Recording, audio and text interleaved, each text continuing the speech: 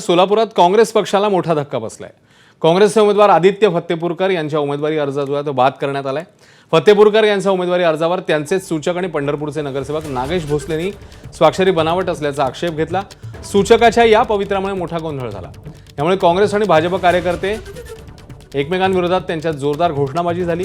दरम्यान अर्ज बाद करण्याच्या निर्णयाविरोधात काँग्रेस पक्ष न्यायालयीन लढाई लढण्याच्या तयारीत आहे। मी कोणाचे पैसे घेत नसतो। मी पैसे पुरवणारा माणूस आहे। मी पैसे घेणारा माणूस नाही। बर, म्हणजे तुमच्यावर होणारा आरोप चुकीचा होता चुकीचं आहे। आणि कुणी किडनॅप वगैरे केलं नव्हतं? काय नाही, काय नाही। मग तुम्ही हे ज्यावेळी पाठिंबा म्हणजे तुमची सही खोटी आहे म्हणून सांगितलं, त्यावेळेला नेमकं पालकमंत्र्यांनी वगैरे तुमचे संपर्कात होते का? नाही नाही, अजिबात नाही। बर, मग मी डायरेक्ट मला असा सगळं असे मग आम्ही गेलो डायरेक्ट तिथं अर्ज केला, वकील दिला आणि अपेटी करून दिलं। बर, म्हणजे पालकमंत्री किंवा मुख्यमंत्र्यांनी तुमच्याशी काही संपर्क साधला नव्हता? नाही साधला।